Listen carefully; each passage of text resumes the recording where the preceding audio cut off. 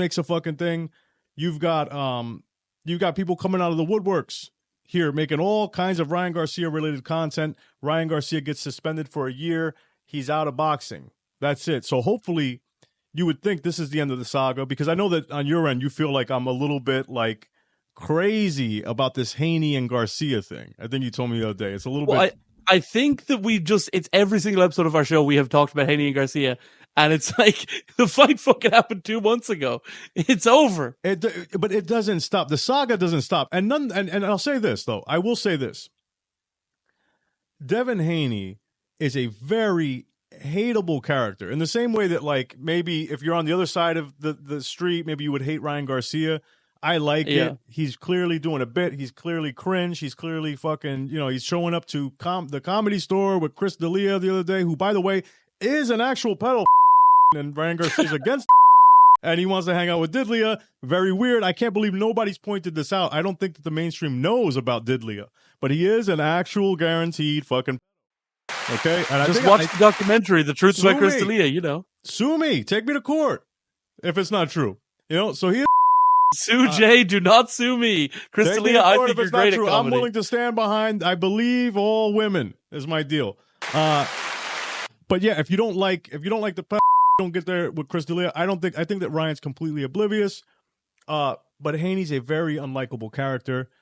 We saw him literally petition, like I've never seen somebody petition for another fighter to get in trouble for taking peds. Normally, it's a situation to where kind of like the fighter's pissed, he'll make a statement, he moves on, and then whenever the punishment is handed out, maybe you'll get like a little comment or something like that to where the fighter's like, good, fuck him, and life moves on.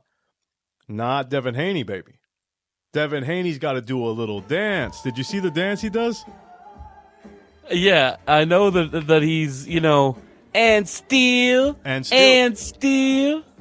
But what about, and so then that's even more. And still, did you hear he's vacating the title now?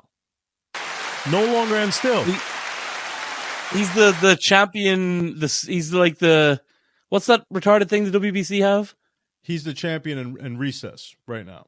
Yeah. So I think Alberto Puello got moved up to full champion. Devin Haney's now champion in recess, right?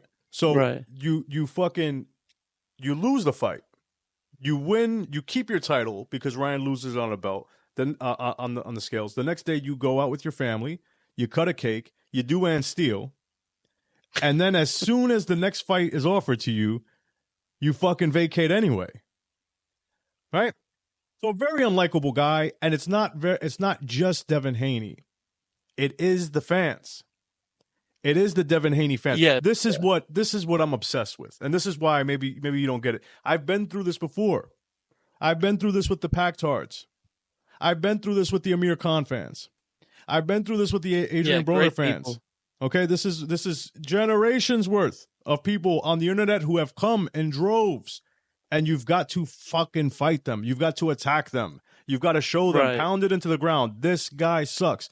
He fucking blows. And eventually, that guy works his way out of boxing, and it's over. Pacquiao didn't suck, but they just had him very highly overrated for Manny Pacquiao, if that could happen. And they were just like people that were. It was like if it was like everybody was the fan, like a million Filipino the fans. If you could imagine that, it's a wild time to be on the internet. But that's the deal. The Haney fans fucking suck, so we shit on them. But yeah, slow boxing week. Ryan Garcia at the Comedy Store. Worlds colliding. We like comedy. We do. We love comedy, and we love nobody more than Chris D'Elia. And we love nobody more than Chris D'Elia, the Didlia. Listen, I think me and our friendship might be very Chris D'Elia based. It might have been one of the first fucking things that me and you have bonded over. Was, of course, our favorite fucking host of all time. We'll just say it, Mike David of Red Bar fame, right? First time saying it on the show that he's our hero. We love our actual him. hero. It's no big deal, right? But if you check what's going to happen is eventually going to happen is, Jay, when this show pops off and we're like big podcasters, it's going to come he's going to hate us eventually. That's fine. And he's going to be destroying us. And we want it to be out there. We want it to be on the record in our 9th or 10th episode. that we love him. He inspired us 100%.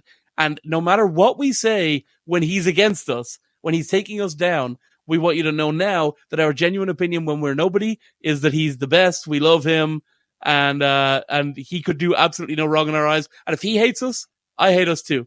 It's a preemptive obeyment.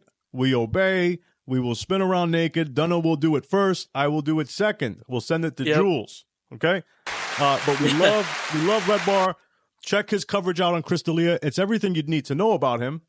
It's everything you need to know if you're saying, is Ryan a man of his word, I guess, because if Ryan knows about this, it's fucking wild that that's the guy who he's the most Epsteinic guy that you could fucking choose to be on stage with. Son of a Hollywood producer. He's got all these crazy accusations against him that are out there in mainstream. I don't know if you've seen the Chris D'Elia problem on YouTube. Very which well was made produced. by a very... Yes. Yeah, it was made by a guy whose comedy career is just going great and who's definitely not jealous of him at all. Definitely not jealous of Chris D'Elia. He's got his own thing going on. He likes to play to a smaller crowd. He likes the acoustics. Yeah.